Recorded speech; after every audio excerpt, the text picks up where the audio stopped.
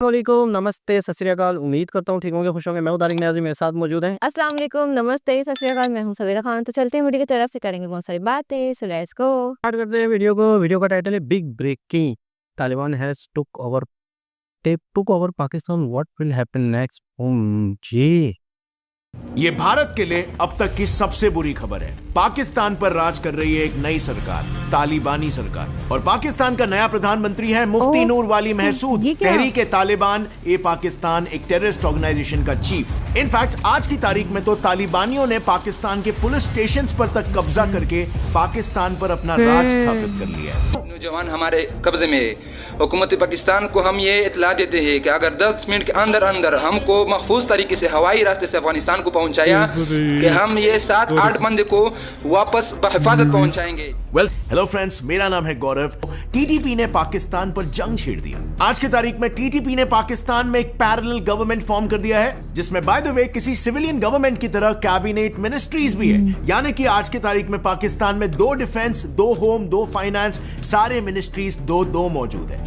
In fact TTP ने अपनी खुद की जुडिशरी यानी कि एक फतवा इशुइंग अथॉरिटी और यहां तक कि खुद की इंटेलिजेंस एजेंसी तक बना ली है पाकिस्तान के। लेकिन टीटीपी यहां पर भी नहीं रुका। उसने पाकिस्तान के खैबर पख्तूनख्वा रीजन को भी 2 प्रोविंसेस में बांट दिया। और ये सब करने के बाद टीटीपी के कमांडर का तो ये कहना है कि वो ये सब पाकिस्तान को गुलामी से आजाद कराने के लिए जिहाद ए पाकिस्तान के नाम पर कर रहे हैं। पर फ्रेंड्स, अब यहाँ पर ना कहानी को थोड़ा सा रिवाइंड करते हैं अक्टूबर 2022 तक। ये वो दौर था जब टीटीपी अपने मकसद के एकदम करीब था और उन्होंने इसके लिए पाकिस्तान के एक यूनियन मिनिस्टर अबैदुल्ला बैग को किडनैप कर लिया। उन्होंने ऐसा क्यों किया? Well, blackmailing. वो अपने कुछ कैदियों को छुड़ाना चाहते थे 3 मुख्य मकसदों को हासिल करने के लिए। अगर गौर से देखा जाए तो टीटीपी के 3 मेन उद्देश्य है, जिसमें सबसे पहला और सबसे मेजर है पूरे पाकिस्तान में शरिया कानून स्थापित करना। दूसरा मेजर गोल इनका है टीटीपी पाकिस्तान को इन 4 इंडिपेंडेंट देशों में बांटना चाहता है, और इसीलिए टीटीपी ने हमेशा बलोच इंडिपेंडेंस मूवमेंट और पाश्तून मूवमेंट को सपोर्ट किया है। टीटीपी का 3rd एजेंडा है खैबर पख्तूनख्वा को भी एक इंडिपेंडेंट कंट्री बनाकर उसमें खुद का राज स्थापित करना,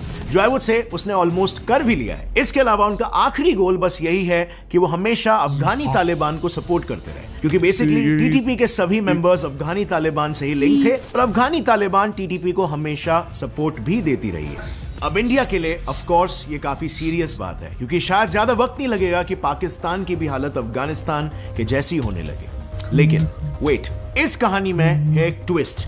तहरीक तालिबान ए पाकिस्तान उर्फ टीटीपी ने खुलेआम ये कहा है कि अगर उनका बस चले ना तो वो कश्मीर को इंडिया को सौंप दे। टीटीपी के हिसाब से, और ये आए दिन ऐसा कहते रहते हैं कि इनकी दुश्मनी भारत से बिल्कुल भी नहीं है, बल्कि इनकी जंग तो सिर्फ पाकिस्तान के साथ है। लेकिन अब सवाल यहाँ पर यह है कि क्या इनकी बातों पर भरोसा किया जा सकता है? Well, let's find this out. यहाँ पर जस्ट वेट, कहानी में एक और एक ट्विस्ट है। ये टीटीपी जो आज पाकिस्तान पर कब्जा करके बैठी है, उसने तो एक टाइम पर पाकिस्तानी गवर्नमेंट के साथ एक पीस ट्रीटी साइन की थी। सो नवंबर 2021 में पाकिस्तानी गवर्नमेंट ने टीटीपी के साथ सीज फायर नेगोशिएशन साइन किया था, जो बेसिकली ये कहता था कि अगर टीटीपी अपने गतिविधियों पर रोक लगा दे तो पाकिस्तानी गवर्नमेंट टीटीपी के कैदियों को रिहा कर देंगे। लेकिन अनफॉर्चुनेटली दूसरे ही महीने में टीटीपी ने उसे ये कहते हुए एंड कर दिया कि पाकिस्तानी गवर्नमेंट ने टीटीपी प्रिजनर्स को रिलीज नहीं करके सीज फायर एग्रीमेंट को तो ब्रीच किया ही, और ऊपर से पीस टाइम में कई टीटीपी आउटफिट्स पर अटैक्स भी किए हैं। तो बस इसके रिटेलिएशन में सीज फायर एंड करके टीटीपी ने पूरे पाकिस्तान को टेक ओवर करने का मिशन शुरू कर दिया, जिसके बाद से तो गिलगिट बाल्टिस्तान, जिस इलाके में टीटीपी का दबदबा सबसे ज्यादा है, वहां भी अचानक 2022 से रीजन में किडनैपिंग और एक्सटॉर्शंस एक्सपोनेंशियली राइज हो गए। टेरर एक्टिविटीज तो इतनी बढ़ चुकी है कि सिर्फ जुलाई 2022 तक ही 46 टीटीपी इनिशिएटेड अटैक्स हुए हैं। इनफैक्ट 2 हफ्ते पहले ही टीटीपी ने नॉर्थ वेस्ट पाकिस्तान में एक पुलिस स्टेशन को सीज करके कुछ पुलिस ऑफिसर्स को ही होस्टेज बना लिया। क्यों? नौजवान हमारे कब्जे में है। हुकूमत पाकिस्तान को हम ये इतला देते हैं कि अगर 10 मिनट के अंदर अंदर हमको महफूज तरीके से हवाई रास्ते से अफगानिस्तान को पहुंचाया कि हम ये 7-8 बंदे को वापस बहिफाजत पहुंचाएंगे। वेल, सिंपल, ये सब कुछ पाकिस्तान के खिलाफ छेड़े गए एक जंग को फंड करने के लिए ही चल रहा है। और इसका नतीजा, वेल, पाकिस्तान के मिनिस्ट्री ऑफ फाइनेंस ने यह तक कह दिया है कि इन रिस्क्स के चलते पाकिस्तान की पूरी इकोनॉमी कोलैप्स तक हो सकती है। अब ये सब देखकर आप यही सोच रहे होंगे कि पाकिस्तानीज इन तालिबानियों से कितना परेशान होंगे। But you are wrong. परेशान तो दूर, उल्टा वो अफगानिस्तान के तालिबान की आइडियोलॉजी, जिससे ही टीटीपी इन्फ्लुएंस्ड है, उस आइडियोलॉजी से इतने इन्फ्लुएंस्ड है कि जब दिसंबर 2021 में अफगानिस्तान की इंटरनल सिक्योरिटी मेंटेन करने के लिए कुछ तालिबानी लीडर्स ने पाकिस्तानियों को तालिबान ज्वाइन करने के लिए बुलाया था, तब हजारों की तादाद में पाकिस्तानी लोग, इनफैक्ट स्टूडेंट्स भी तालिबान ज्वाइन करने के लिए अफगानिस्तान जाने लगे। अब जब लोग अफगानिस्तान जाने को तैयार हैं, तो आप ही सोचो यही लोग अपने देश के तालिबान को कितना सपोर्ट कर रहे होंगे। You won't believe it, लेकिन हाल ही में एक पाकिस्तानी सर्वे से यह पता चला कि 67% पाकिस्तानीज अपने देश में शरिया कानून चाहते हैं। अब टीटीपी का मेजर एजेंडा क्या है? यही पाकिस्तान में शरिया कानून आए। बस इसीलिए शायद कॉमन पाकिस्तानीज को भी टीटीपी गवर्नमेंट से एज सच कोई प्रॉब्लम नहीं है। लेकिन लोगों को छोड़ो, इतना सब होते हुए देख कोई भी गवर्नमेंट चुप थोड़ी ना बैठने वाली है। पाकिस्तान के यूनियन मिनिस्टर राणा सनाउल्लाह ने तो ये पब्लिकली कह दिया है कि वो तालिबान को इसका जवाब देने के लिए अफगानिस्तान के टीटीपी हाइडआउट्स पर एयर स्ट्राइक्स करेंगे। देखिए, ये तो फिर वक्त आने पे जब ये चीजें सामने आएंगी तो सबसे पहले तो अफगानिस्तान को बरादर इस्लामी मुल्क है, हम उसे कहेंगे कि ये ठिकाने हैं, इनको खत्म किया जाए और इन लोगों को हमारे हवाले किया जाए। और अगर आगे से तौबा नहीं होता तो फिर ये सारी चीजें जिस तरह से आपने कहा है फिर मुमकिन।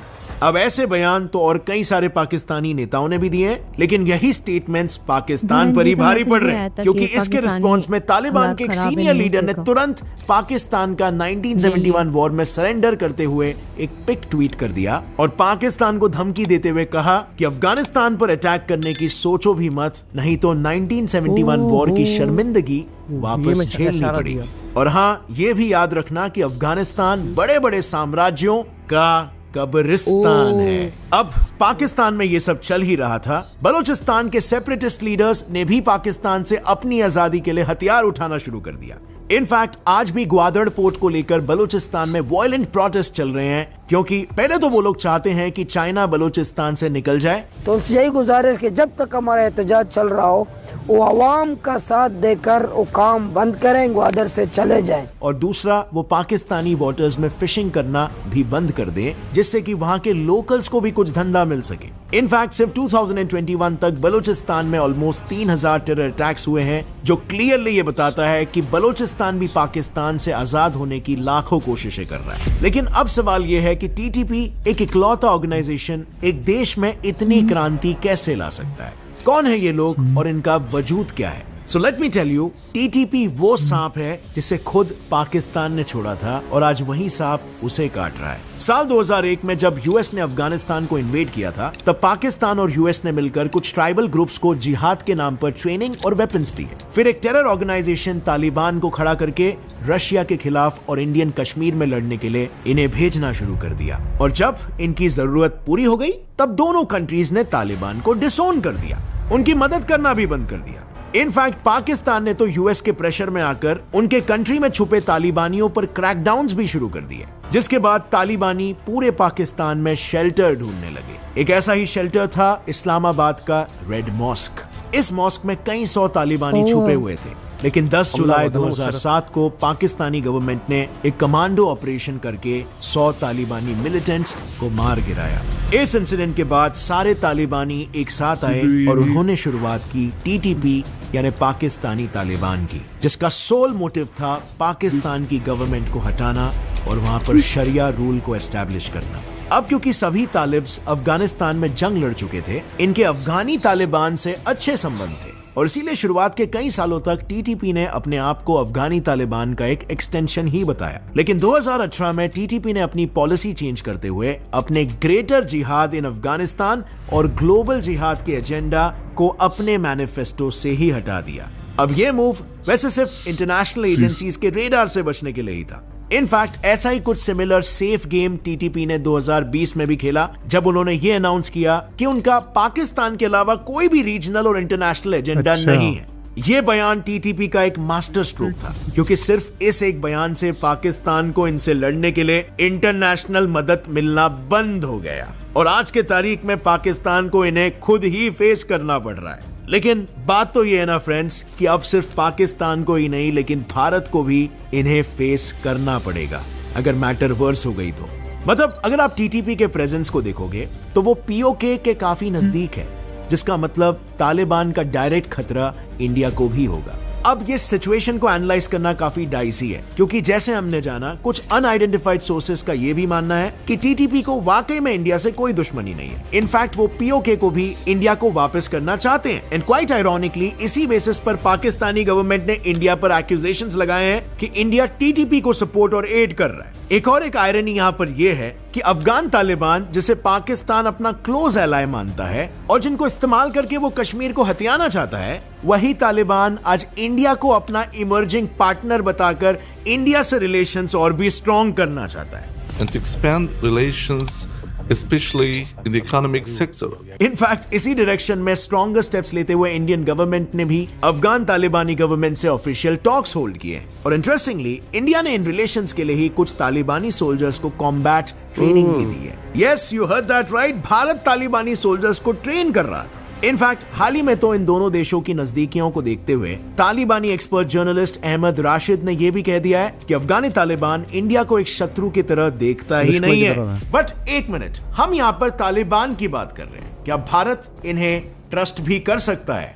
ये मत भूलना कि तालिबानी सरकार के शुरुआती दिनों में उन्होंने ये भी कहा था कि कश्मीरी मुस्लिम्स के सपोर्ट में आवाज उठाना उनका भी हक बनता है। और ये वही तालिबान है जिनके देश अफगानिस्तान में आज स्थिति कुछ ऐसी है कि हाल ही में 2 गुनहगारों को बीच सड़क में क्रेन से उल्टा लटका दिया गया था। और अगर फ्रेंड्स इस वीडियो से आपको कुछ भी नया सीखने मिला, एक लाइक जरूर ठोकना। See you next time, till then as always stay curious, keep learning and keep growing. जय हिंद।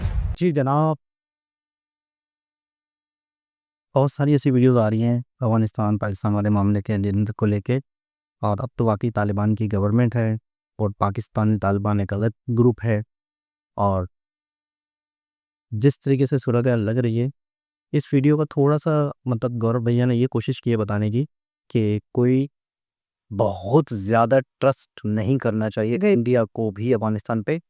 लेकिन मुझे ऐसा लग रहा है कि बहुत ज़्यादा आवाम तक, बच्चे बच्चे तक ये बात पहुंच चुकी है कि इंडिया हमारा दुश्मन नहीं है, क्योंकि अफगानिस्तान में बहुत ही पब्लिक, देखिए पब्लिक फिगर होता है, पब्लिक वाकई मतलब है कि इंडिया से मोहब्बत करती है। इंडिया ने उन्हें कभी ज़िंदगी में नुकसान नहीं किया, इंडिया की ज़मीन से उन्हें कोई तकलीफ़ नहीं हुई।